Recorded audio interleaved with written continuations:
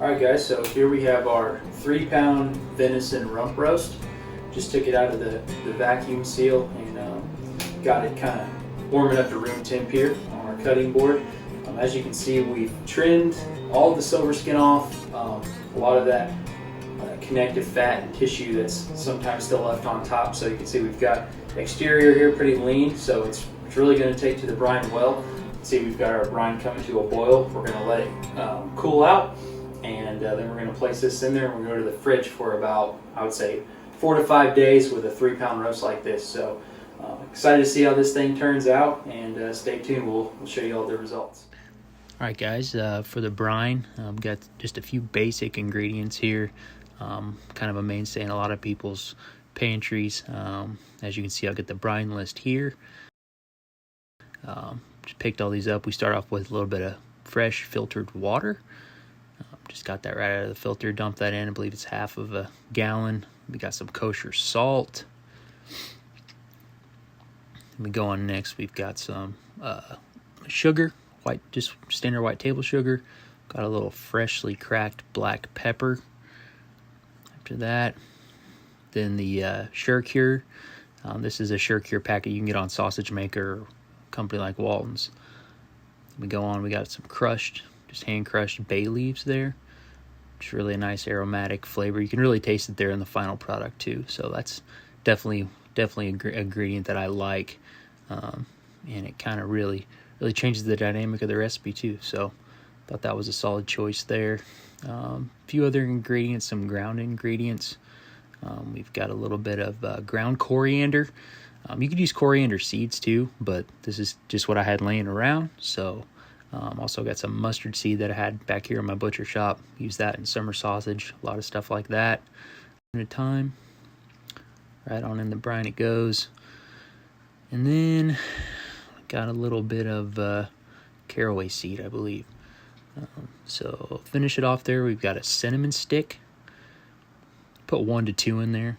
I thought it could even use a little bit more there as I reviewed the final product, but 1 definitely did the job as well, I think. And we got some minced garlic. You could use fresh garlic cloves, but I just had mince in the refrigerator. So it's all about kind of what you've got laying around. You can make a brine with just about anything. Even salt and sugar sometimes work when you're doing other cuts, but kind of spiced it up here, and then we just added some whole peppercorns there at the end as well.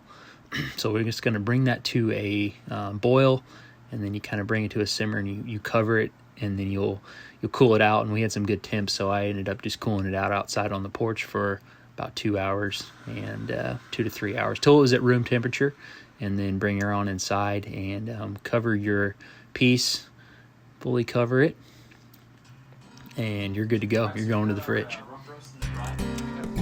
All right, so we got our rump roast in the brine here. The brine's completely cooled out, and placed it in there. We're going to cover it up. We're going to go in the refrigerator for about 4 to 5 days. It's pretty standard on a 3-pound roast curing time. So after that amount of time, we'll be pulling it out, and we're going to show you 2 different methods to cook with it. So.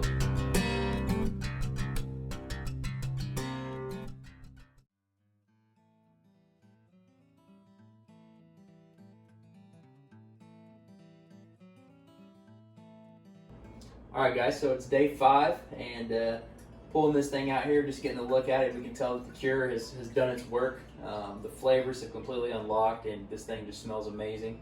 We're going to take half of this, we're going to cut it in half, and we're going to cook it like a traditional corned beef venison dish. So we'll boil that in water for about 3 hours. And then on the other half, we're going to make a spice rub, and we're going to go to our smoker and smoke it for a few hours and have a venison pastrami. So I'm super excited for that. I'm definitely excited to see how the brine worked for both flavor profiles on each cut. So here, like I said, here's our finished product. When the cure injects and the brine does its work, you have a firm piece. And like I said, this lean cut from the hind quarter just really lends itself to this style of processing. So stay tuned. We're going to definitely get some more shots of us going to the smoker and boiling it up, and make some sandwiches here in just a little bit. All right, well, we cut this thing in half. Just getting a look here at the center of it. We can tell that the cure definitely got all the way in there. This was a 3-pound roast. on about a 5-day cure. So that sugar cure definitely did its work. Gonna have even flavor all the way through and just even preservation all the way through as well. So really pleased with how that turned out. And sometimes you can run into where the cure, if it doesn't sit long enough, you'll have some gray spots in the middle, and the brine and the cure did not get all the way into the center of the meat, and then you have some loss of flavor. So really pleased with how this baby turned out, and excited to get this thing on the smoker. Okay, so here's the final product.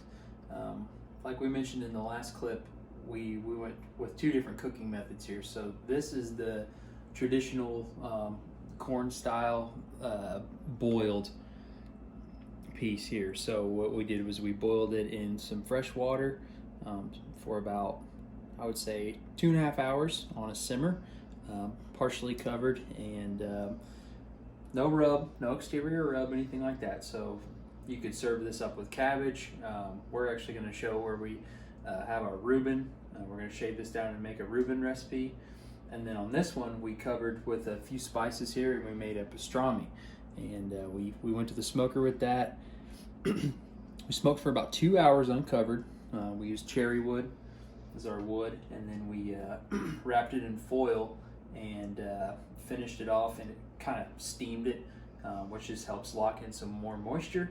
And it's crazy just the different amount of flavors that you get from one brine, 2 different cooking methods, and just with the addition of a little bit of spice and some smoke, just absolutely took this thing to the next level. So really excited that we can make 2 different sandwiches with this. You can serve it up as a cold cut.